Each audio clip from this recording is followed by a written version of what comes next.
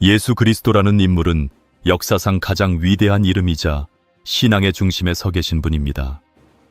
그러나 예수님에 대해 가장 놀라운 사실 중 하나는 그분이 단지 33년만을 이 땅에 사셨다는 점입니다.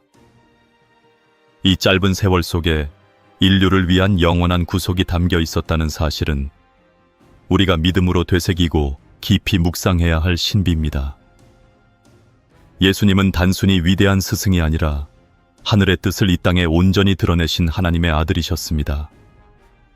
그리고 그분의 모든 생애는 철저하게 하나님의 계획 아래 놓여 있었으며 33년이라는 숫자 안에는 단순한 시간이 아닌 하늘의 계시가 담겨 있었습니다. 성경을 읽다 보면 하나님께서는 수많은 시간 단위를 통해 인류에게 말씀하셨습니다. 7은 완전함을 상징하고 12은 하나님의 백성 전체를 의미하며 40은 시험과 훈련을 상징하는 숫자로 나타납니다. 그렇다면 예수님의 생애가 33년이었다는 것은 단지 우연이었을까요? 오히려 우리는 이 짧은 세월 안에 하나님의 크신 섭리가 농축되어 있었다는 사실을 놓쳐서는 안 됩니다. 예수님의 공생애는 단지 3년이었고 그 전까지는 나사렛이라는 조용한 마을에서 목수의 아들로 자라나셨습니다. 그러나 이 침묵의 시간조차 하나님께서는 버리지 않으셨고 그 안에 성숙과 준비의 시간을 넣어두셨습니다. 예수님의 삶은 철저하게 의도된 시간 속에서 움직였습니다. 공생애의 시작은 30살, 유대 전통에서 제사장과 선지자가 사역을 시작할 수 있는 나이였으며 신명기에서도 30세가 책임과 직분의 나이로 언급됩니다. 예수님은 그 나이에 요단강에서 세례 요한에게 세례를 받으시고 하늘이 열리며 성령이 비둘기같이 임하시는 장면이 기록되어 있습니다. 이는 단지 사역의 출발이 아니라 하나님의 아들로서 공적으로 인정받는 순간이었으며 하나님과 인류 사이를 잇는 대제사장으로서의 첫 발걸음이었습니다. 그러나 더 깊이 들여다보면 예수님의 공생의 3년은 상징적으로 구약의 모든 역사를 응축한 시간이기도 했습니다. 예수님은 40일 금식으로 시작하여 유대인들이 지나온 광야의 시간을 새롭게 해석하셨습니다. 10계명을 넘어서 마음의 계명을 말씀하셨고 성전 중심의 예배를 넘어 자신이 곧 성전이심을 선포하셨습니다. 이 모든 과정이 단지 몇 해 안에 이루어진 것이며 그 짧은 시간이 온 인류의 역사 전체를 뒤바꾸는 전환점이 되었습니다. 예수님께서 33살의 십자가에 달리셨다는 사실은 당시 사람들에게도 충격이었을 것입니다. 아직 젊은 나이에 많은 이들이 기대하던 메시아가 죽음을 맞이한다는 것은 그 자체로 이해할 수 없는 일이었습니다. 그러나 예수님의 죽음은 패배가 아니라 가장 완전한 순종이었습니다. 필립보서에서 바울은 말씀하길 그가 하나님과 동등됨을 취할 것으로 여기지 아니하시고 자기를 비워 종의 형체를 가지사 죽기까지 복종하셨다고 전합니다. 그분의 죽음은 하나님의 뜻에 대한 완전한 복종이며 온 인류를 위한 사랑의 표현이었습니다. 30세라는 나이는 세상의 기준으로 보자면 인생의 한창입니다. 무엇인가를 이루고 미래를 계획하고 자리를 다질 시기입니다. 그런데 예수님은 그 나이에 자신의 목숨을 내어주셨습니다. 왜일까요? 왜 더 오래 사시지 않으셨을까요? 그 답은 하나님의 시간표에 있습니다. 예수님은 당신의 생애를 하나님의 구속 계획 안에 온전히 일치시키셨고 필요한 모든 사역을 다 이루신 후 떠나가신 것입니다. 더 이상 붙잡아야 할 것이 없었고 미련 없이 그분은 자신의 생명을 십자가 위에 내려놓으셨습니다. 예수님이 33년만 사셨다는 사실은 우리에게 중요한 깨달음을 줍니다. 하나님의 뜻 앞에서는 시간의 길이가 문제가 되지 않는다는 것입니다. 중요한 것은 얼마나 오래 사느냐가 아니라 하나님의 뜻을 얼마나 충실하게 따랐는가 하는 것입니다. 예수님은 단지 말씀으로만 가르치신 것이 아니라 자신의 생애 전체로 본을 보이셨습니다. 그분은 이 땅에 오셔서 우리와 같은 몸을 입으시고 인간의 고통과 기쁨, 배신과 사랑을 모두 경험하셨습니다.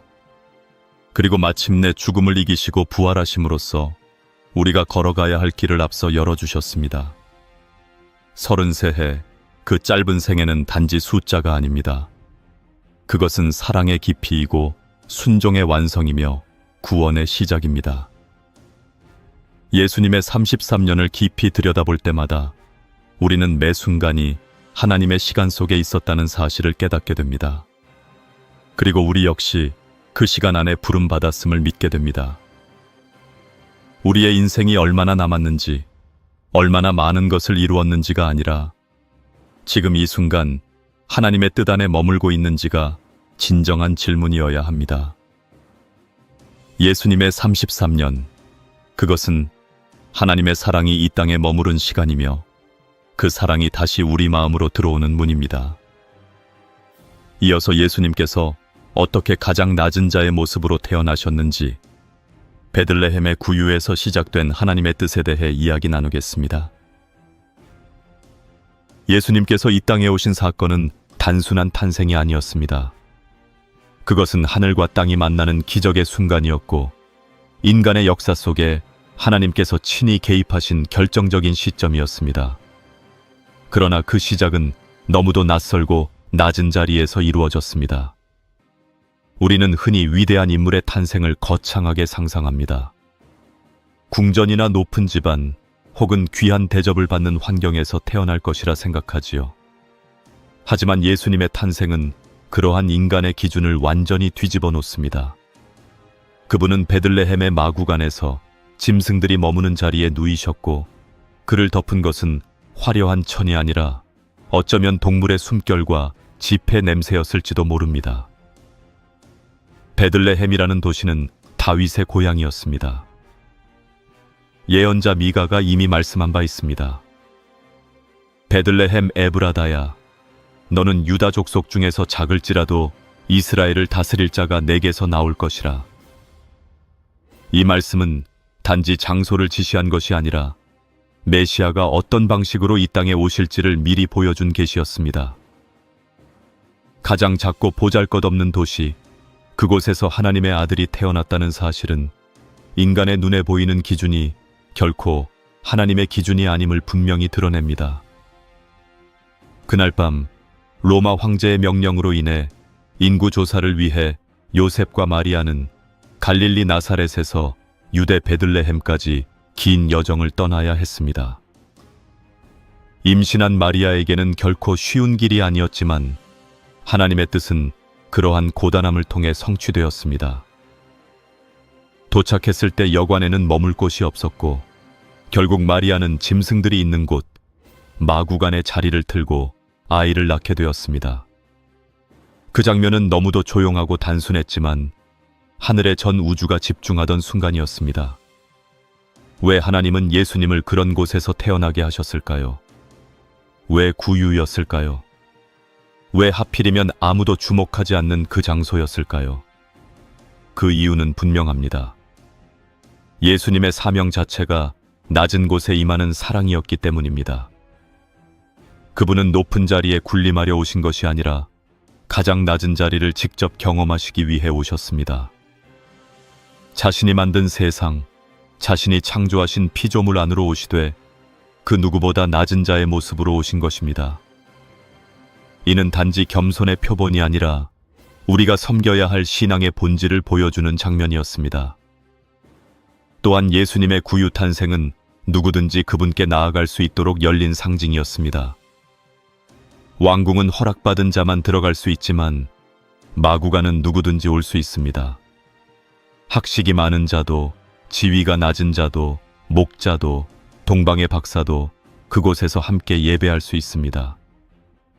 하나님은 구유를 통해 인간이 나아갈 수 있는 문턱을 완전히 없애셨습니다. 더 이상 자격이나 조건이 필요한 것이 아니라 믿음과 사랑으로 예수 앞에 서는 것이 참된 예배임을 보여주신 것입니다. 특히 목자들이 등장하는 장면은 깊은 의미를 담고 있습니다.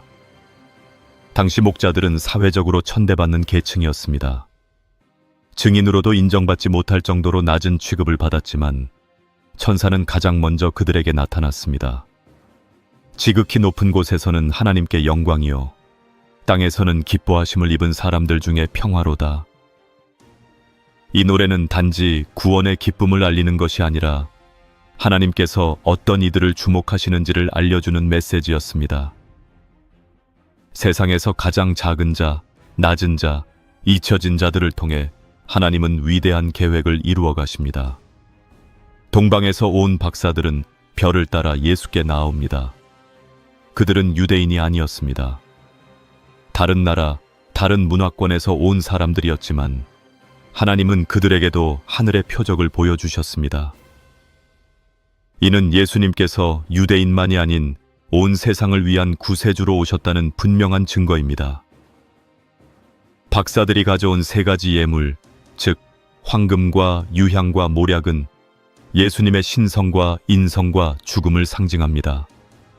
왕의 권위, 제사장의 역할, 그리고 희생의 죽음까지 모두 그 어린아이의 손에 담겨 있었던 것입니다.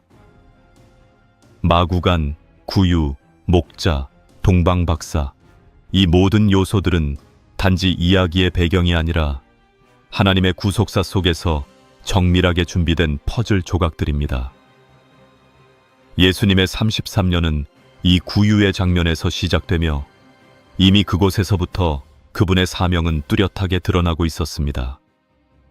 자신을 비워 종의 형체를 가지사 사람들과 같이 되셨고 이 낮아지심은 십자가까지 이어지게 됩니다.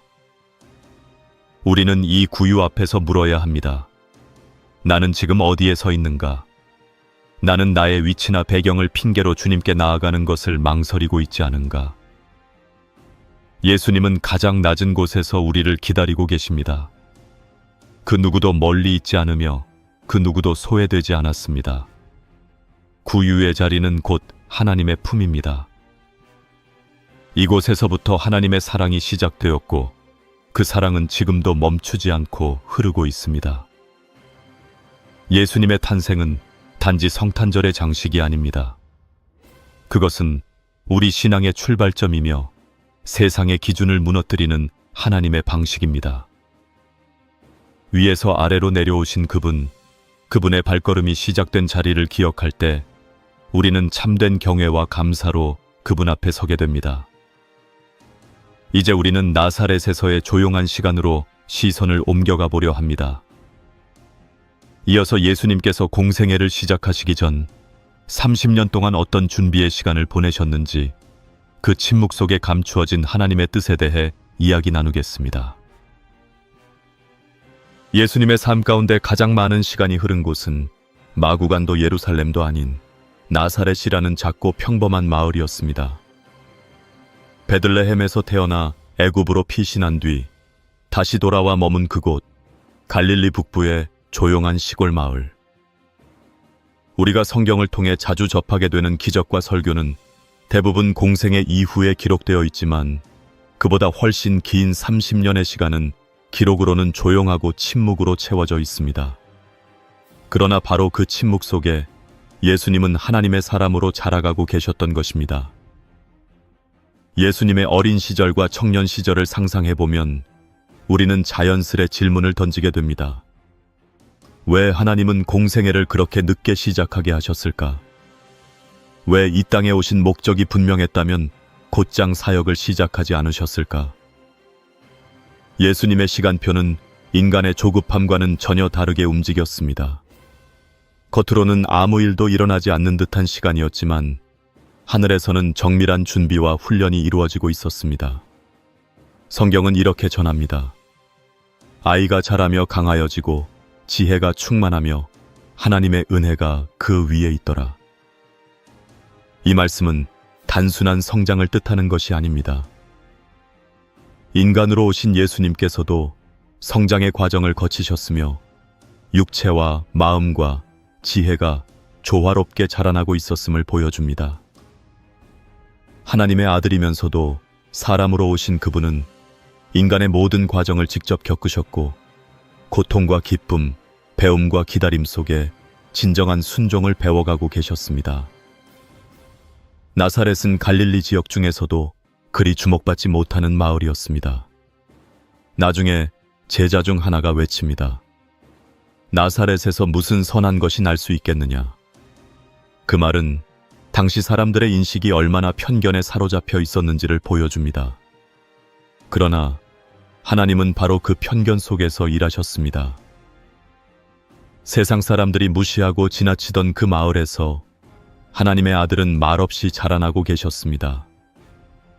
우리는 이 대목에서 침묵의 시간을 다시 생각해 보게 됩니다. 믿음의 사람들에게는 언제나 준비의 시간이 필요합니다. 그 시간이 길어질수록 하나님은 더 깊은 곳까지 손대시는 분이십니다. 예수님께서 30년 동안 한 마을에 머무시며 목수의 아들로 살아가셨다는 것은 그분이 인간의 평범함을 온전히 껴안으셨음을 뜻합니다. 단지 순간의 사역을 위해 오신 것이 아니라 우리의 모든 삶의 결을 따라 직접 걸어가신 분이셨습니다. 그분은 목수 요셉의 일터에서 나무를 깎으며 땀 흘리셨을 것입니다. 때로는 손에 가시가 박히고 때로는 거래처 사람들과 정직함을 두고 실랑이를 하셨을지도 모릅니다. 우리와 똑같은 육체의 피로를 느끼시고 식사와 노동, 쉼과 대화의 일상을 살아내신 분이 바로 예수님이셨습니다. 이 사실은 우리가 겪는 평범한 하루가 결코 의미 없는 것이 아니라는 것을 말해줍니다. 예수님께서 지나신 길이라면 그 어디라도 하나님의 역사가 준비된 자리라는 뜻이기 때문입니다. 또한 이 시기에 예수님은 하나님의 말씀에 깊이 젖어들고 있었을 것입니다. 12살 때 예루살렘 성전에서 율법 교사들과 대화하시던 장면이 그것을 보여줍니다. 그때 어머니 마리아가 예수님을 찾으며 말합니다. 어찌하여 이렇게 하셨습니까? 우리가 애타게 찾았나이다. 이에 예수님은 대답하십니다. 내가 내 아버지 집에 있어야 할 줄을 알지 못하셨나이까? 그 짧은 대화 속에서도 우리는 예수님 안에 분명한 정체성과 사명이 살아 숨쉬고 있었음을 보게 됩니다. 그러나 그분은 곧장 공생애로 들어가지 않으시고 다시 나사렛으로 돌아가 순종하며 자라가십니다. 순종이라는 단어는 예수님의 생애를 이해하는 핵심 열쇠 중 하나입니다. 하나님의 아들이 인간의 아들로서 부모에게 순종하며 살아가신다는 것은 상상할 수 없는 낮아지심입니다. 그것은 단지 윤리적인 덕목이 아니라 하나님의 구원 방식 그 자체였습니다. 그분은 스스로를 비우시고 모든 질서를 따라 순종하심으로써 구속의 모범을 보여주셨습니다. 이 시기를 통해 우리는 하나님의 역사는 언제나 준비된 자를 통해 시작된다는 사실을 깨닫게 됩니다. 세례 요한이 광야에서 외치는 자의 소리로 30년을 준비했듯 예수님도 그보다 더 깊은 침묵의 시간을 거치셨습니다. 화려함도 기록도 없이 그러나 철저히 하나님의 시선 안에서 준비된 시간이었습니다. 우리는 종종 하나님의 부르심을 기다릴 때 조급해지곤 합니다. 왜 응답이 없을까? 왜 기적이 일어나지 않을까? 그러나 예수님의 나사렛 시절은 그런 우리에게 말씀하십니다. 하나님은 반드시 그분의 때에 맞게 일하십니다. 그리고 그 시간까지 우리를 준비시키십니다. 그 준비는 소리 없이 사람의 이목을 끌지 않게 이루어지지만 결코 헛된 시간은 아닙니다. 예수님은 나사렛에서 삶의 뿌리를 내리고 순종을 익히고 하나님과의 친밀함을 쌓아가셨습니다. 그분의 공생애가 그렇게 강력했던 이유는 그 뒤에 보이지 않는 시간 속에서의 깊은 삶이 있었기 때문입니다. 결국 하나님의 일은 속도나 화려함이 아니라 깊이와 진실함 위에 세워지는 법입니다. 이제 우리는 예수님께서 마침내 침묵을 깨고 요단강으로 나아가시는 장면을 향해 갑니다. 이어서 예수님께서 요한에게 세례를 받으시며 공생애를 시작하시게 되는 순간 그 장면 속에 담긴 하나님의 시간과 뜻에 대해 이야기 나누겠습니다. 조용했던 나사렛에서의 30년이 지나고 마침내 하나님의 아들은 요단강으로 걸음을 옮기십니다. 아무도 주목하지 않았던 그 시골 마을에서 시작된 예수님의 삶이 이 순간부터 세상 가운데 드러나기 시작합니다. 그곳은 요단강이었습니다. 성경의 역사에서 늘 중요한 전환점마다 등장했던 물줄기. 가나안 땅에 들어가기 전 이스라엘 백성이 건넜던 곳이었고 엘리야와 엘리사가 기적을 경험했던 자리였습니다. 그리고 지금 그 강가에 또 하나의 구속사가 흐르기 시작합니다. 세례 요한은 광야에서 외치는 자의 소리였습니다. 그는 낙타털 옷을 입고 메뚜기와 석청을 먹으며 세상의 논리에 물들지 않은 채 하나님의 말씀을 전하고 있었습니다. 사람들은 그의 거칠고 단호한 외침에 마음을 찔리며 요단강으로 몰려들었습니다. 회개하라, 천국이 가까이 왔느니라. 그는 자신을 따르지 말라고 했습니다. 뒤에 오시는 이가 있으니 나는 그의 신발끈도 감당하지 못할 자라고 말했습니다. 그의 역할은 곧 다가올 메시아의 길을 예비하는 것이었습니다. 바로 그때 예수님께서 요단강에 나타나십니다. 놀라운 것은 그분이 자신을 드러내려는 의도가 아니라 철저히 하나님의 뜻에 순종하려는 태도로 나아가셨다는 점입니다. 예수님은 요한에게 나도 세례를 받기를 원한다고 말씀하십니다. 그러나 요한은 당황하며 극구 말립니다. 내가 오히려 당신에게 세례를 받아야 하지 않겠습니까? 하지만 예수님은 조용히 말씀하십니다. 지금은 허락하라. 우리가 이와 같이 하여 모든 의를 이루는 것이 합당하니라. 이 한마디는 그분의 공생의 전체를 관통하는 메시지였습니다.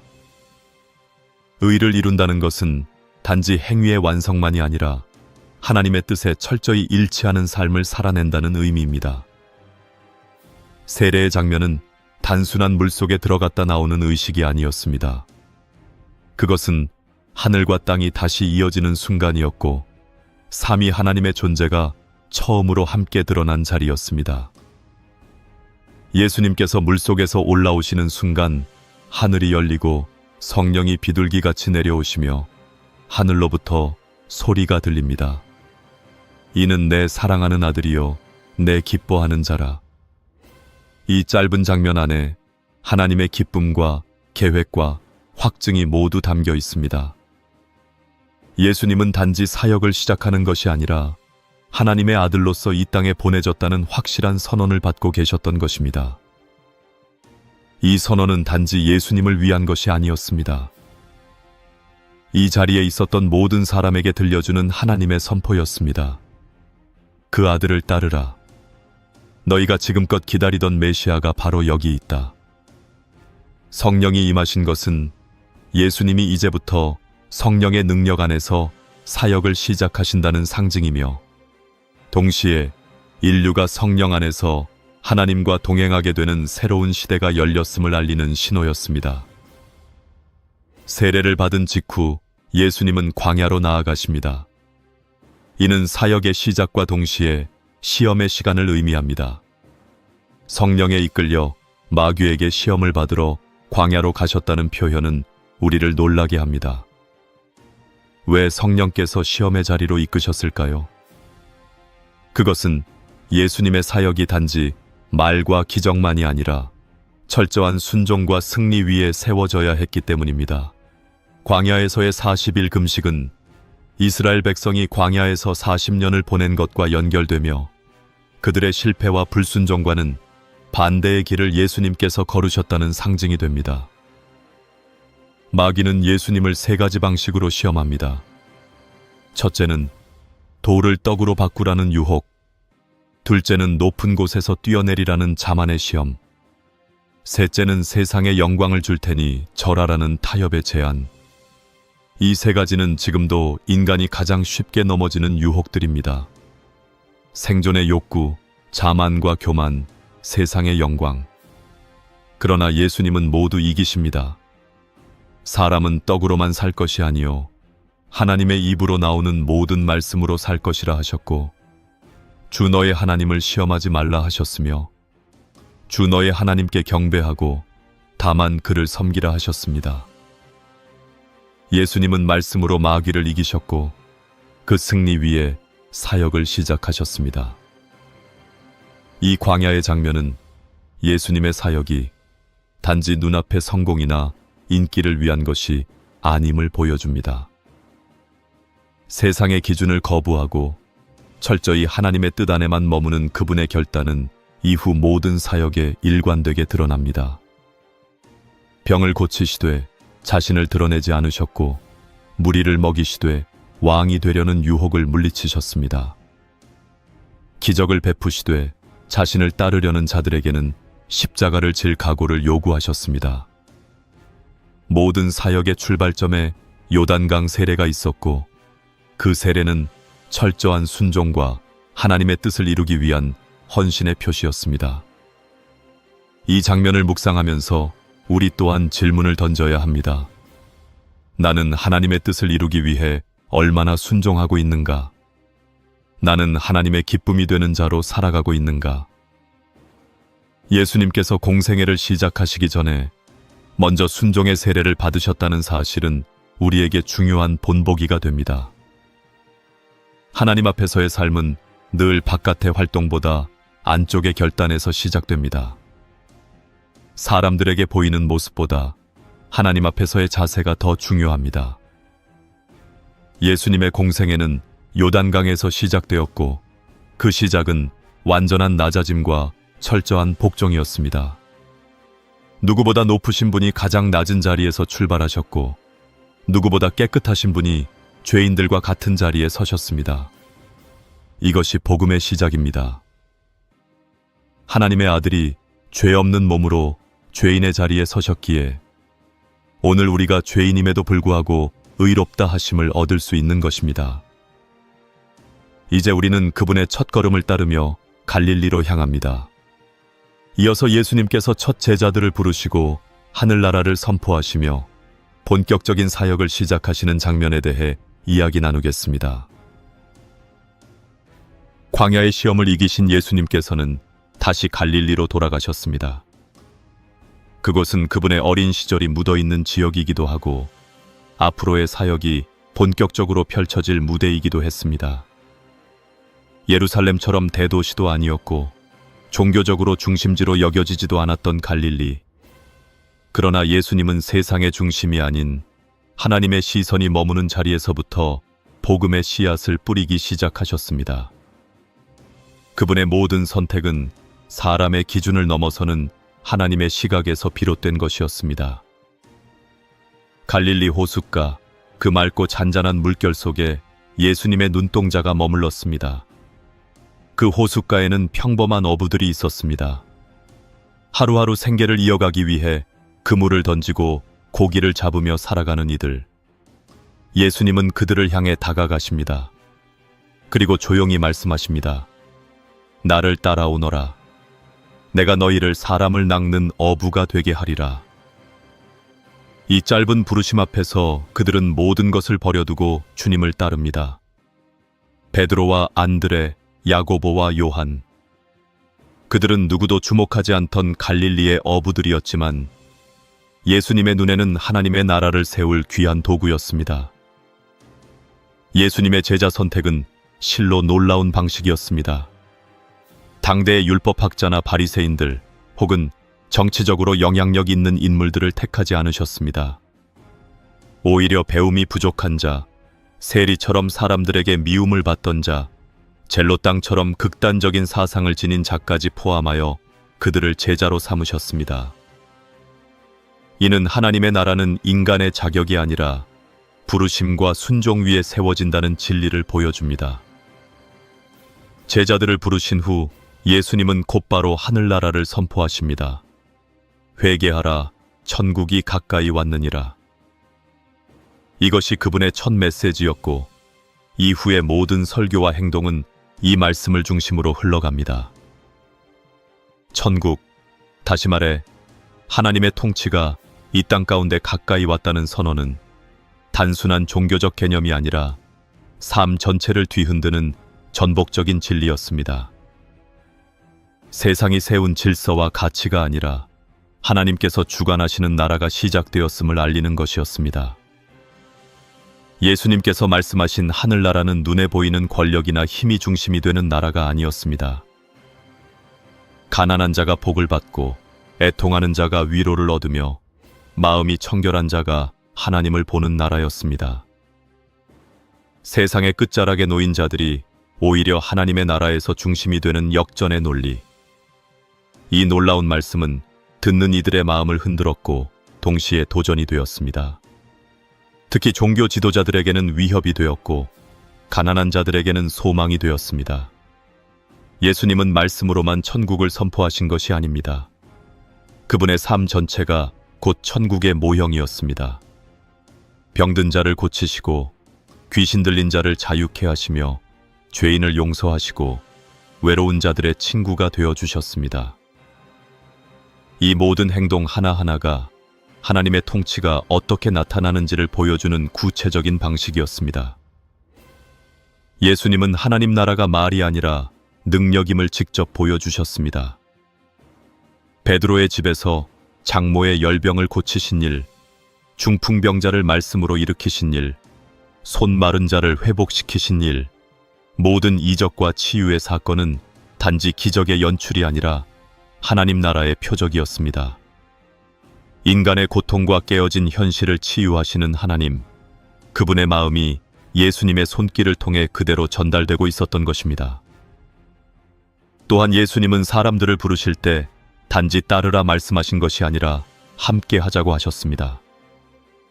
이는 단지 어떤 가르침을 전수하는 관계가 아니라 함께 먹고 자고 걷는 삶의 동행이었습니다. 제자들은 예수님을 통해 하나님 나라를 단지 이론으로가 아니라 체험으로 배우게 되었습니다. 나사렛의 침묵의 시간이 예수님을 준비시킨 시간이었다면 갈릴리의 공생애는 제자들을 빚어가는 시간이었습니다. 특별히 예수님은 말씀을 비유로 전하셨습니다. 씨 뿌리는 자의 비유, 겨자씨의 비유, 누룩의 비유 등 모두 하늘나라가 이 땅에서 어떻게 자라나는지를 설명하는 이야기들이었습니다. 말씀은 단번에 열매 맺는 것이 아니라 시간과 인내를 통해 서서히 뿌리 내리는 진리라는 사실을 일깨워 주셨습니다. 이는 제자들에게도 마찬가지였습니다. 한순간의 변화가 아니라 함께 걷는 시간을 통해 변화되어 가는 것이었습니다. 예수님의 사역 초기에는 많은 무리가 따랐습니다. 병이 낫기를 원하고 기적을 보기 위해 수많은 사람들이 몰려들었습니다. 그러나 예수님은 인기와 군중을 좇지 않으셨습니다. 새벽 미명에 홀로 산에 올라 기도하셨고 한적한 곳에서 아버지의 뜻을 구하셨습니다. 그분은 사람들의 박수보다 하나님의 인정을 구하셨고 군중의 기대보다 제자 한 사람을 준비시키는데 더 많은 시간을 쓰셨습니다. 우리는 이 장면에서 다시 묻습니다. 나는 지금 누구를 따르고 있는가? 나는 하나님의 나라를 말로만 알고 있는가? 아니면 삶으로 살아내고 있는가? 예수님은 우리를 단지 말씀의 청중으로 부르신 것이 아니라 제자로 부르셨습니다. 그리고 그 제자도는 지식이 아니라 관계이며 행함 없는 믿음이 아닌 순종의 삶입니다.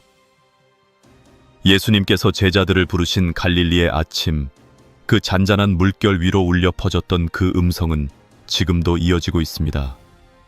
나를 따르라. 내가 너를 사람을 낚는 어부가 되게 하리라. 그 부르심 앞에서 우리는 응답해야 합니다. 배와 그물을 내려놓고 익숙한 삶을 뒤로 한 채 주님의 길을 따르는 순종의 길로 나아가야 합니다. 이제 우리는 예수님께서 그 말씀을 행동으로 증명하시는 장면들을 살펴보게 됩니다. 이어서 예수님께서 베푸신 표적과 기적들, 그 사건 속에 담긴 하나님의 권세와 구속의 은혜에 대해 이야기 나누겠습니다. 예수님의 사역 가운데 많은 사람들의 관심을 끌었던 장면은 기적의 현장이었습니다. 병든 자가 낫고 눈먼 자가 보게 되며 죽은 자가 살아나는 이 놀라운 사건들 앞에서 사람들은 경악했고 또 감동했습니다. 하지만 우리가 예수님의 기적을 올바로 이해하려면 그것이 단지 신비한 능력의 발현이 아니라 하나님의 나라가 어떻게 이 땅에 임하고 있는지를 보여주는 표적이었다는 사실을 반드시 기억해야 합니다. 예수님은 단지 기적을 보여주기 위해 행하신 것이 아니라 기적을 통해 하나님의 본심을 드러내셨습니다. 가장 먼저 떠오르는 기적은 아마도 갈릴리 가나 혼인잔치에서의 물이 포도주로 변한 사건일 것입니다. 이는 예수님의 공적인 첫 번째 기적이었습니다. 처음 이 장면만 본다면 사람들은 단순히 좋은 포도주를 만들어내신 분 정도로 생각할 수 있습니다. 그러나 이 사건은 단지 맛있는 술을 만들어낸 것이 아니라 메시아가 오셨다는 선언이었고 기쁨의 회복을 알리는 상징이었습니다. 유대인들에게 포도주는 단순한 음료가 아니었습니다. 그것은 잔치와 기쁨과 풍요를 의미하는 상징이었습니다. 예수님은 마치 말라있던 항아리 속에 풍성한 기쁨을 다시 부어 넣으시듯 삶의 빈자리에 하늘의 기쁨을 채워 넣으셨습니다. 이 기적은 또한 예수님께서 새로운 시대를 여시는 분이심을 보여주는 표적이었습니다. 유대인의 정결의식에 쓰이던 항아리에 담긴 물이 포도주로 바뀌었다는 것은 율법과 규례를 넘어서는 은혜의 시대가 도래했음을 의미합니다. 예수님은 단지 법을 완성하신 것이 아니라 그것을 넘어서 은혜로 덮으셨습니다. 물이 포도주로 바뀌는 장면은 복음이 율법을 넘어서 전해질 것임을 상징적으로 보여주는 첫 사인인 것입니다. 또한 예수님은 병든 자들을 고치셨습니다. 나병 환자에게 손을 내미셨고 중풍병자에게 침상을 들고 일어나라고 하셨으며 혈루증 앓는 여인의 손길을 외면하지 않으셨습니다. 이 기적들은 모두 단순히 육체적인 회복만을 뜻하지 않았습니다.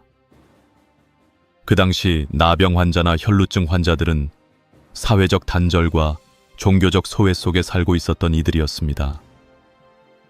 예수님은 단지 병을 고치신 것이 아니라 그들을 다시 공동체 안으로 회복시키셨습니다. 하나님 나라 안에서는 누구도 버림받지 않고 누구도 외면당하지 않는다는 메시지를 몸소 보여주신 것입니다.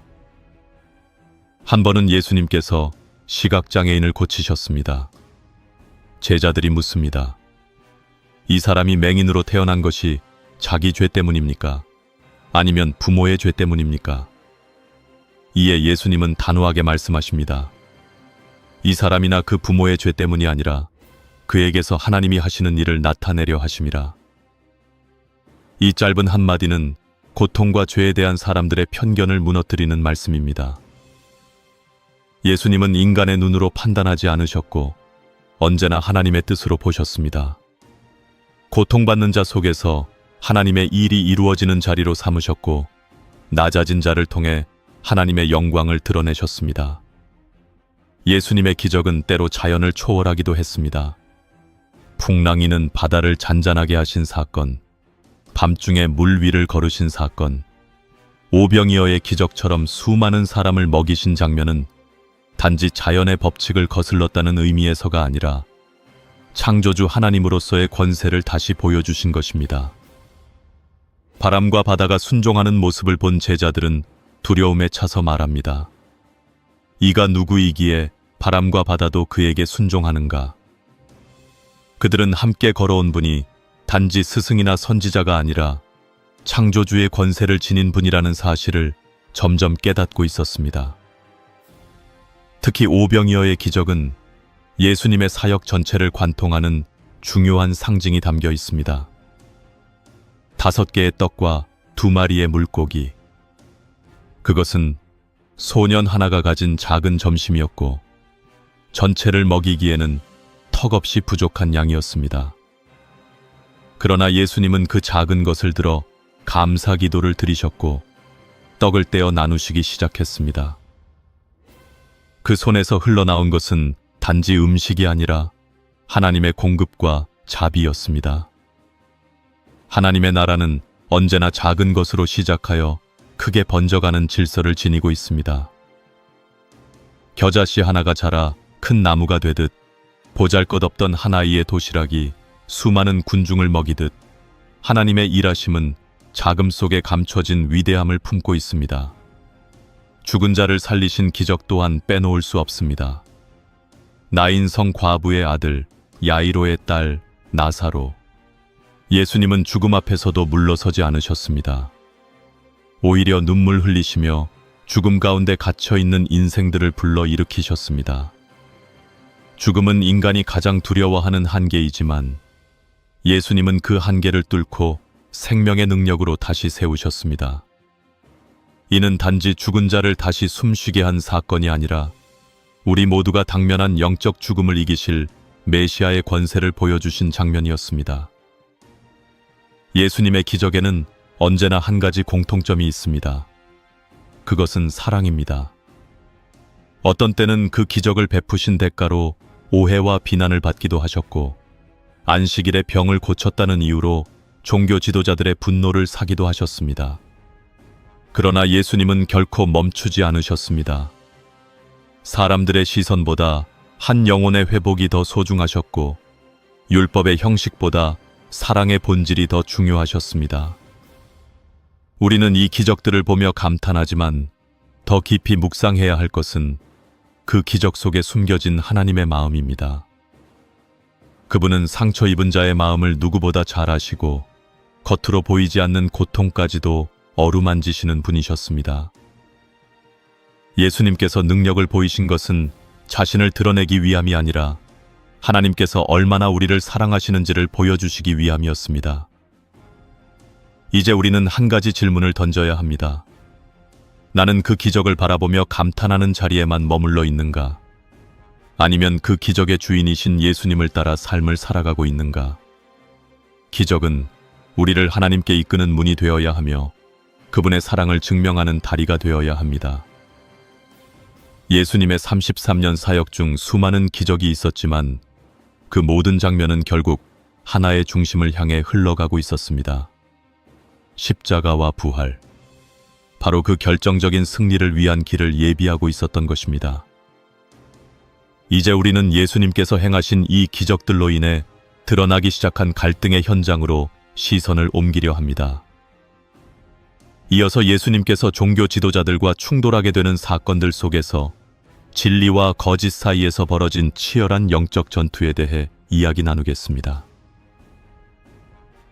예수님의 사역이 점점 더 많은 사람들에게 알려지고 기적과 표적이 일어날수록 사람들의 반응은 극명하게 갈려지기 시작했습니다. 누군가는 그분을 하나님의 사람이라 믿고 따랐고 또 다른 누군가는 그분을 불편한 존재로 여기며 감시하고 공격했습니다. 이 대립의 중심에는 종교 지도자들이 있었습니다. 바리새인, 서기관, 사두개인들은 예수님의 말과 행동을 예의주시하며 때로는 공개적으로, 때로는 은밀하게 그분을 무너뜨리려 했습니다. 예수님은 단지 종교적인 체계를 건드린 것이 아닙니다. 그분은 그 체계 안에 감춰진 위선과 탐욕, 자기의 의를 드러내며 하나님의 이름을 빌려 권력을 휘두르던 자들의 심장을 꿰뚫었습니다. 그리고 그분의 가장 날카로운 칼날은 말씀이었습니다. 겉은 의롭되 속은 탐욕과 방탕으로 가득 찬 잔과 같다. 회칠한 무덤 같다. 예수님의 이런 말씀은 단지 꾸짖음이 아니라 그들의 본질을 드러내는 하나님의 심판이었습니다. 당시 바리새인들은 율법을 철저하게 지키는 것으로 유명했습니다. 그들은 안식일 규정, 11조, 정결 예식 등 모든 계명을 외적으로 완벽하게 수행하려 노력했고 백성들 사이에서 경건한 지도자로 존경을 받기도 했습니다. 그러나 예수님께서는 그들의 외형 너머를 꿰뚫어 보셨습니다. 그들은 율법의 형식은 지켰지만 그 율법이 담고 있는 하나님의 마음, 즉 긍휼과 공의와 진실을 놓치고 있었습니다. 안식일에 대한 충돌은 그 대표적인 장면 중 하나였습니다. 예수님께서는 안식일에 병든 자를 고치시고 손 마른 자를 회복시키셨습니다. 이에 바리새인들은 분노하며 말합니다. 안식일에 병을 고치는 것이 합당하냐? 그때 예수님께서는 이렇게 반문하십니다. 너희 중에 누가 양 한 마리가 구덩이에 빠졌다면 안식일이라도 끌어내지 않겠느냐? 하물며 이 사람이 얼마나 귀하냐? 사람을 살리는 일이 율법의 정신이라면 그 어떤 형식도 사람을 위해 사용되어야 한다는 예수님의 말씀은 종교가 사람 위에 군림하는 현실을 향한 날카로운 일침이었습니다. 또한 예수님은 성전 자체에 대한 새로운 해석을 제시하셨습니다.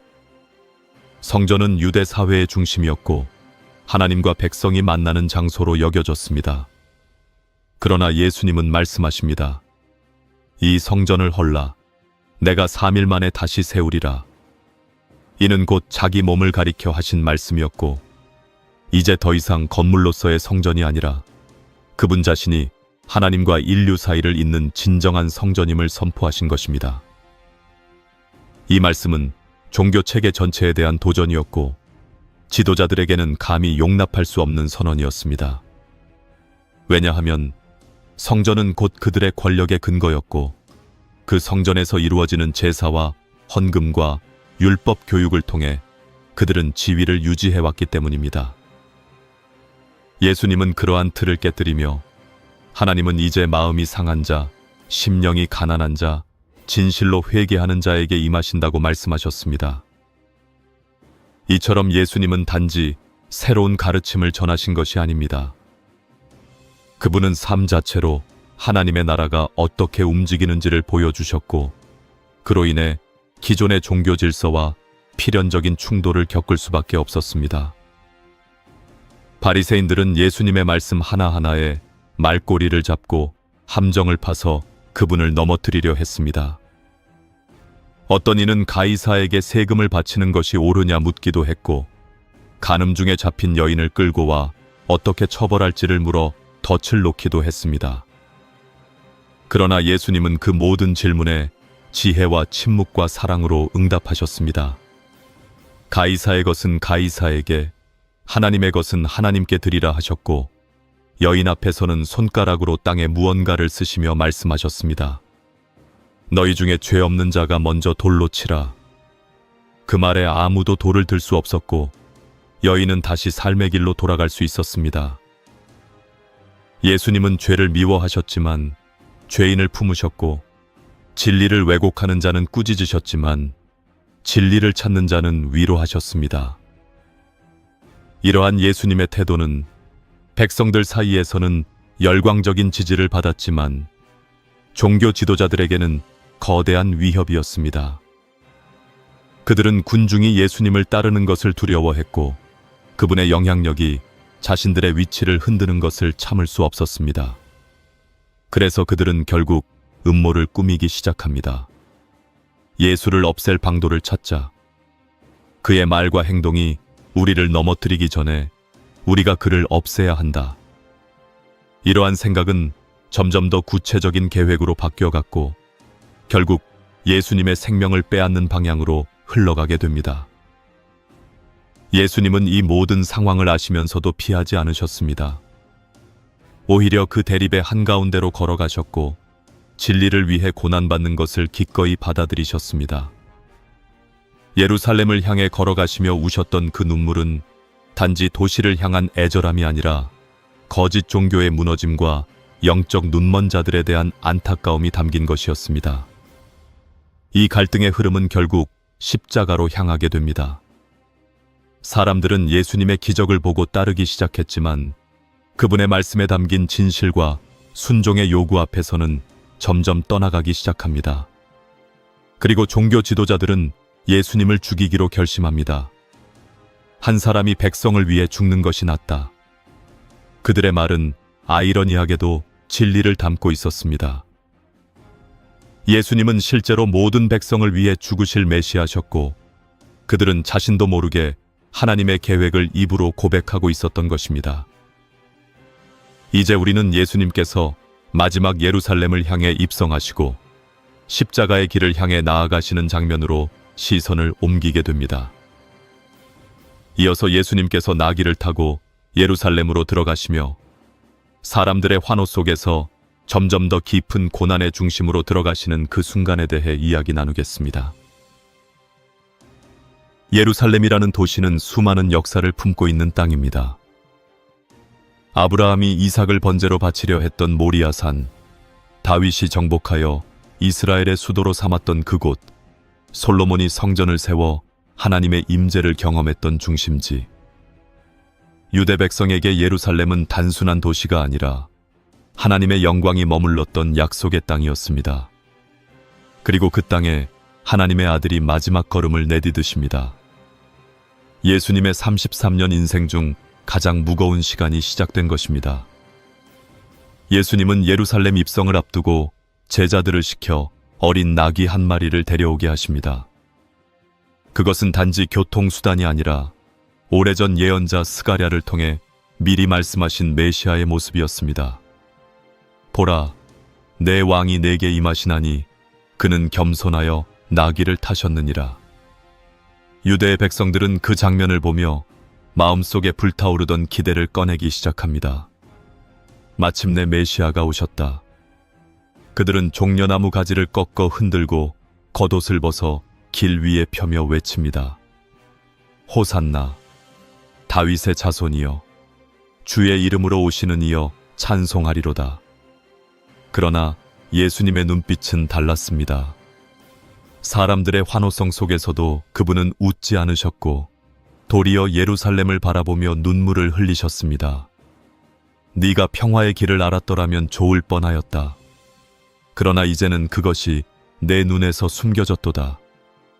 예수님의 마음은 무너져 있었습니다. 환호성 속에 숨겨진 인간의 기대와 자기 욕망이 얼마나 위태로운 것인지를 그분은 아셨습니다. 그들은 지금 메시아를 왕으로 세우려 하고 있었지만 그 왕이 십자가를 향해 간다는 사실을 전혀 이해하지 못하고 있었던 것입니다. 예수님은 예루살렘 성전에 들어가십니다. 그곳에서 분노하십니다. 매매하는 자들을 내쫓으시고 환전상들의 상을 뒤엎으시며 말씀하십니다. 내 집은 만민이 기도하는 집이라 일컬음을 받을 것이거늘 너희는 강도의 소굴로 만들었도다. 이는 단순한 행동이 아니라 성전 그 자체에 대한 심판이었습니다. 성전은 사람을 살리는 곳이어야 했고 하나님을 만나는 자리가 되어야 했습니다. 그러나 그곳은 이제 탐욕과 장사의 장소가 되어버렸고 형식과 외식으로 가득 찬 껍데기 신앙의 상징이 되고 말았습니다. 예수님은 다시 한번 그 안에서 가르치십니다. 하나님 나라의 비밀을 말씀하시고 외식하는 자들을 경고하시며 과부의 두 랩돈 헌금 속에 진정한 예배의 본질을 비춰주십니다. 그러나 이 모든 말씀은 듣는 자들의 마음에 꺼지지 않는 분노의 불씨를 남깁니다. 이제 대제사장들과 장로들, 서기관들과 바리새인들은 결심합니다. 이 사람을 더 이상 살려두어서는 안 되겠다. 그들의 미움은 신성 모독이라는 명분을 얻기 위해 예수님의 말 하나하나를 기록하고 있었고 틈을 노려 함정을 파고 있었습니다. 예수님께서는 마지막 만찬을 준비하십니다. 제자들과 함께 떡을 떼고 잔을 나누시며 말씀하십니다. 이는 너희를 위하여 주는 내 몸이요 이는 너희를 위하여 흘리는 피니라. 이제까지의 유월절은 출애굽의 기념이었지만 예수님은 새로운 언약을 시작하시는 것입니다. 그분의 몸과 피는 단지 제자들만을 위한 것이 아니었고 시대를 초월해 모든 죄인을 위한 구속의 제물이 될 것이었습니다. 그 밤 예수님은 겟세마네 동산으로 가십니다. 조용히 무릎 꿇고 기도하십니다. 아버지여 이 잔을 내게서 옮기시옵소서. 그러나 내 뜻대로 마시옵고 아버지의 뜻대로 되기를 원하나이다. 이 기도는 예수님의 인간적인 고뇌를 적나라하게 보여줍니다. 하나님의 아들이시지만 육체를 입고 계셨기에 십자가의 고통을 앞두고 깊은 고뇌와 눈물과 피땀으로 기도하셨습니다. 그러나 결국 예수님은 자기의 뜻이 아닌 하나님의 뜻에 순종하십니다. 그분의 순종은 단지 말로 된 결단이 아니라 온 존재를 들여서 이루어진 헌신이었습니다. 한밤중 예수님은 체포되십니다. 그분을 넘긴 이는 다름 아닌 제자 중 하나인 유다였습니다. 은전 30개에 팔린 예수님의 모습은 구약의 예언을 그대로 성취하는 장면이었습니다. 친구여 네가 무엇을 하려는지 행하라. 예수님은 유다를 꾸짖지 않으셨습니다. 오히려 마지막 순간까지 그를 친구라 불러주셨습니다. 이는 인간의 배신보다 더 깊은 사랑으로 덮으시는 하나님의 사랑을 보여주는 순간이었습니다. 밤새도록 예수님은 사내들인 공회와 대제사장의 뜰, 헤롯과 빌라도 앞에서 조롱과 고문을 당하십니다. 누군가는 그분의 얼굴에 침을 뱉고 누군가는 주먹으로 얼굴을 때립니다. 이 모든 고통 가운데 예수님은 침묵하십니다. 단지 그분의 존재와 진실 자체가 증거이기 때문입니다. 나는 진리다. 예수님께서 자신을 증명하실 필요는 없었습니다.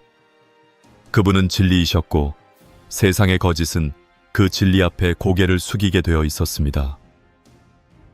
빌라도는 예수님에게 죄를 찾지 못했다고 말하지만 군중들의 함성 앞에서 진실을 꺾습니다. 십자가에 못 박으소서. 그 외침은 억눌렸던 분노와 탐욕과 이기심이 뒤섞인 세상의 얼굴이었습니다. 빌라도는 손을 씻으며 말합니다. 나는 이 사람의 피에 대해 책임이 없다. 그러나 그 말은 결코 책임을 지우지 않습니다. 모든 인류의 죄가 하나님의 아들에게 쏟아지고 있었고 예수님은 그 모든 무게를 홀로 감당하고 계셨습니다. 그분은 십자가를 지고 골고다를 향해 걸어가십니다. 넘어지고 또 넘어지면서도 그분은 끝까지 길을 포기하지 않으십니다. 이는 단지 고난이 아니라 사랑이었습니다. 모든 사람을 살리기 위한 길, 저주받은 나무에 달려 하나님의 저주를 대신 받으시는 길, 그 길을 예수님은 혼자서 묵묵히 걸어가셨습니다. 그분의 발자국 하나하나에는 우리를 향한 극진한 사랑이 담겨 있었습니다. 이제 우리는 그 십자가 위에서 완성되는 구속의 순간을 바라보게 됩니다. 이어서 예수님께서 십자가 위에서 죽으시고 마침내 부활하심으로써 모든 사명을 완성하시는 그 절정의 순간에 대해 이야기 나누겠습니다. 그날 예루살렘의 아침은 평소와 다르지 않았습니다. 성전에는 여전히 향이 피워지고 있었고 장터에는 사람들이 분주히 오가고 있었습니다. 그러나 한 골목 어귀에서는 웅성거림이 일어나고 있었습니다. 수많은 사람들이 몰려 있었고 병사들이 그들 사이를 밀치며 길을 내고 있었습니다. 그 가운데 한 남자가 있었습니다. 그는 등에 무거운 나무를 지고 있었고 얼굴은 피와 먼지로 얼룩져 있었습니다. 그가 바로 예수님이셨습니다. 예수님은 죄가 없으셨지만 세상 모든 죄를 대신하여 십자가를 지고 골고다 언덕을 오르고 계셨습니다. 그 길은 단지 육체적인 고통의 행렬이 아니라 인류의 모든 저주를 짊어지신 하나님의 아들의 발걸음이었습니다. 사람들은 조롱했고 어떤 이는 돌을 던졌고 어떤 이는 고개를 돌려버렸습니다. 그러나 예수님은 아무 말씀도 하지 않으셨습니다. 그분의 침묵은 단지 말이 없다는 뜻이 아니라 오히려 사랑의 깊은 울림이었습니다. 골고다 언덕 위에 이르러 예수님은 십자가 위에 못 박히십니다. 손과 발에 대못이 박히고 머리에는 가시관이 씌워집니다. 이는 고통의 상징이며 동시에 저주의 상징이었습니다.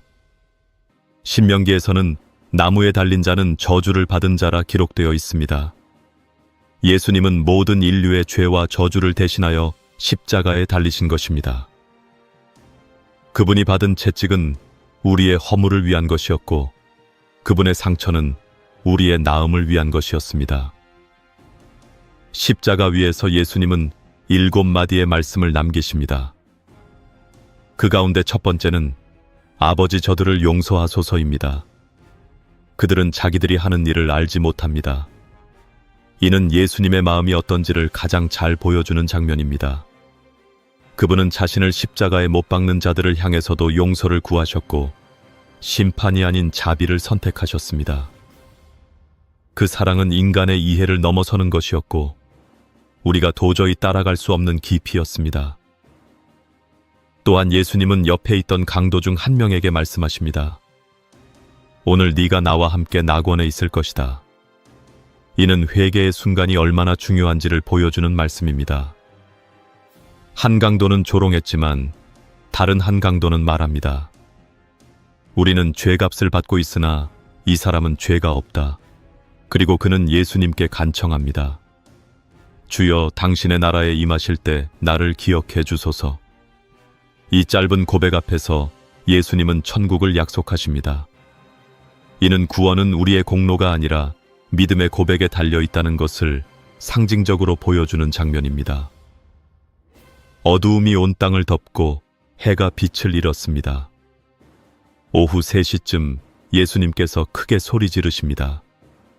엘리 엘리 라마 사박다니, 나의 하나님, 나의 하나님, 어찌하여 나를 버리셨나이까. 이 절규는 그분이 우리 대신 하나님의 진노를 감당하고 계심을 보여줍니다.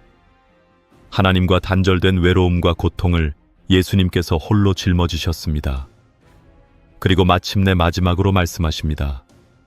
다 이루었다. 이는 그분이 단지 숨을 거두셨다는 뜻이 아니라 하나님의 구속 사역을 완전히 이루셨다는 선언입니다. 예수님의 숨이 끊어지자 성전의 휘장이 위에서 아래로 찢어졌습니다. 이는 사람과 하나님 사이를 가로막고 있던 모든 죄와 장벽이 이제 무너졌다는 상징이었습니다. 더 이상 제사장 없이도 누구든지 하나님께 나아갈 수 있는 길이 열렸고, 그 길은 예수님의 살과 피로 만들어진 새로운 길이었습니다. 어떤 병사는 이 장면을 보고 고백합니다. 진실로 이 사람은 하나님의 아들이었다. 심지어 예수님의 죽음을 지켜본 이방인의 입에서도 메시아에 대한 고백이 흘러나왔습니다. 예수님의 시신은 요셉이라는 사람에 의해 빌려진 무덤에 안치됩니다. 그리고 무덤은 돌로 막히고 로마 군인들에 의해 봉인됩니다. 사람들은 모두 끝났다고 생각했습니다. 제자들은 흩어졌고 그분을 따르던 많은 무리는 절망 속에 빠졌습니다. 그러나 하나님의 일하심은 인간의 절망을 통해 완성됩니다. 예수님은 3일 동안 무덤 속에 계셨지만 그 시간은 침묵이 아니라 부활을 준비하는 시간이었습니다. 새벽이 밝아오던 어느 날 몇몇 여인들이 향품을 가지고 무덤을 찾아옵니다. 그러나 돌문은 이미 열려 있었고 무덤은 비어 있었습니다. 그리고 천사의 음성이 들려옵니다. 너희가 찾는 예수는 여기 계시지 않는다. 그분은 살아나셨다. 이 말씀은 인류의 역사 전체를 바꾸는 선언이었습니다. 죽음을 이기신 예수님의 부활은 단지 한 사람의 부활이 아니라 모든 믿는 자에게 영원한 생명의 약속이 되는 순간이었습니다. 예수님은 부활하신 후 제자들에게 나타나십니다. 도마에게는 손에 난 못자국을 보여주시고 엠마오로 가는 두 제자에게는 떡을 떼어주시며 눈을 열어주십니다. 그리고 갈릴리 호숫가에서 다시 물고기를 굽고 계십니다. 예수님의 부활은 환상이 아니었고 실제였으며 육체로 이루어진 새로운 생명이었습니다. 그분은 죽음을 넘어선 생명의 첫 열매가 되셨고 이제 누구든지 그분을 믿는 자는 죽음을 두려워하지 않아도 되는 소망을 얻게 되었습니다. 십자가에서의 죽음, 그리고 부활. 그 모든 여정은 예수님께서 왜 단지 33년만 이 땅에 머무르셨는지를 명확히 보여줍니다. 예수님은 단지 오래 사시기 위해 오신 분이 아니었습니다. 그분은 사명을 이루기 위해 오셨고 그 사명은 철저히 하나님의 뜻을 따르며 구속의 길을 완성하는 것이었습니다. 예수님의 33년은 결코 짧은 시간이 아니었습니다. 그 안에는 태초부터 계획된 하나님의 뜻이 담겨 있었고 모든 인류를 위한 생명의 길이 열려 있었던 것입니다. 이제 우리는 예수님의 짧지만 영원한 생애가 오늘을 살아가는 우리에게 어떤 의미를 가지는지를 되새겨 보려 합니다. 이어서 예수님의 33년 인생이 오늘 우리의 삶에 주는 신앙적 메시지와 그것이 왜 지금도 여전히 충격적인 복음인지를 깊이 나누어 보겠습니다. 33해. 인간의 시간으로 본다면 짧은 생애일 수 있습니다. 그 시기는 한 사람이 막 성숙의 자리에 도달해 꿈을 펼쳐갈 준비를 마칠 무렵입니다. 많은 이들이 이 나이에 직업을 갖고 가정을 이루며 세상의 기준을 향해 본격적으로 달려갑니다. 그러나 예수님은 그때 자신의 생애를 마치셨습니다. 인간의 기대와는 너무도 다른 방식으로 오직 하나님의 뜻 안에서 생애를 마무리하셨습니다. 이 짧은 시간 속에 우리는 놀라울 정도로 깊고 넓은 하나님의 구속의 비밀을 발견하게 됩니다. 예수님의 생애는 시작부터 끝까지 의도된 길이었습니다. 베들레헴의 마구간에서 시작된 그 여정은 나사렛에서의 준비 기간을 지나 요단강 세례와 함께 공생애로 이어졌고, 기적과 말씀, 갈등과 충돌을 지나 마침내 십자가와 부활로 완성되었습니다. 그 어떤 순간도 우연이 아니었고, 그 어떤 사건도 낭비되지 않았습니다. 하나님은 예수님의 생애 전체를 구원의 시계로 사용하셨고, 그 안에서 하늘과 땅을 잇는 길을 여셨습니다. 왜 예수님은 더 오래 사시지 않으셨을까요? 왜 병든 자를 더 많이 고치시지 않으셨고, 더 많은 이들에게 복음을 전하지 않으셨을까요? 그 이유는 그분의 목적이 인간의 방식과는 달랐기 때문입니다. 예수님은 인기나 명성, 수치적 성과에 관심이 없으셨습니다. 그분의 관심은 철저히 하나님의 뜻이었고, 그 뜻은 죄인을 살리고 구원하는 데 있었습니다. 그 구원의 완성은 십자가에서 이루어졌고, 그 후에는 더 머물 이유가 없었습니다. 우리는 때로 하나님의 일하심을 오랜 시간과 많은 활동으로 생각합니다. 그러나 예수님의 생애는 그 반대였습니다. 짧지만 완전했고, 작아 보이지만 깊이 있었으며, 세상의 시선에는 실패처럼 보였지만 실상은 영원한 승리였습니다. 하나님은 언제나 깊이를 보시는 분이십니다. 예수님은 하루하루를 충만히 사셨고, 아버지의 뜻에 온전히 순종하며 모든 사역을 이루셨습니다. 그분의 생애는 단지 과거의 한 사건이 아니라 지금도 살아 역사하는 복음입니다. 예수님의 33년은 인간의 고통을 이해하신 시간입니다. 그분은 배고픔을 경험하셨고, 친구의 배신을 겪으셨고, 억울한 누명을 쓰셨고, 극심한 고통 속에서 죽음을 맞이하셨습니다. 그러나 그 모든 순간마다 아버지께 기도하셨고, 진리에서 벗어나지 않으셨으며 끝까지 사랑하셨습니다. 이는 우리가 고통 중에 있을 때 예수님이 얼마나 깊이 우리를 이해하시는지를 알려줍니다. 그분은 멀리서 명령하는 분이 아니라 우리와 함께 걸으시는 분이십니다. 또한 예수님의 생애는 성육신의 신비를 보여줍니다. 하나님이 사람이 되셨다는 것. 이 말은 단순히 교리의 언어가 아닙니다. 그것은 하나님이 우리에게 얼마나 가까이 오셨는지를 보여주는 사랑의 표현입니다. 그분은 인간의 시간 안으로 들어오셨고, 인간의 언어와 몸짓, 기쁨과 눈물 속에 함께 하셨습니다. 예수님이 보여주신 사랑은 감정이 아니라 결단이었고, 순간이 아니라 생애 전체였습니다. 예수님의 33년은 또한 제자들을 세우신 시간이었습니다. 그분은 12명의 제자를 통해 세상을 변화시키는 복음의 씨앗을 심으셨습니다. 제자들은 때로 의심했고 넘어졌지만 결국 예수님의 사랑과 부활의 능력 안에서 담대해졌고, 세상으로 나아가 생명을 전하는 자들이 되었습니다. 그분은 더 오래 남아 계시며 모든 것을 직접 하실 수도 있었지만 제자들에게 맡기셨고 우리에게도 맡기셨습니다. 예수님의 짧은 생애는 곧 사명을 이어받은 자들의 긴 여정을 시작하게 하는 토대가 된 것입니다. 지금 이 시대를 살아가는 우리에게 예수님의 33년은 어떤 의미일까요? 그것은 시간의 길이가 아니라 충실함의 가치, 생명의 길을 걸은 자의 무게, 그리고 하나님 앞에서의 순종이 얼마나 복된 것인지를 일깨워주는 신앙의 거울입니다. 우리는 바쁘게 살아가지만 정말로 중요한 것에 집중하지 못할 때가 많습니다. 예수님은 그 짧은 생애 안에서 오직 하나님 나라에 집중하셨고 그 안에 모든 해답을 담아주셨습니다. 결국 예수님의 33년은 우리에게 이렇게 말하는 듯합니다. 너희의 삶도 하나님의 뜻을 위해 드려지기를 바란다. 길지 않아도 좋다. 화려하지 않아도 된다. 충실하게, 진실하게, 사랑으로 살아라. 오늘이라는 시간 속에서 하나님께 순종하고 이웃을 사랑하라. 그것이 천국을 이 땅에 가져오는 삶이다. 예수님의 짧은 생애는 우리 모두에게 가장 본질적인 질문을 던지고 계십니다. 너는 지금 무엇을 위해 살고 있는가? 이제 오늘 함께 나눈 이야기를 바탕으로 마음을 조용히 가다듬고 이 시간 함께 기도드립니다. 하나님 아버지, 주의 아들 예수님의 짧은 생애를 따라가며 저희는 세상의 방식과는 전혀 다른 생명의 길을 보게 되었습니다.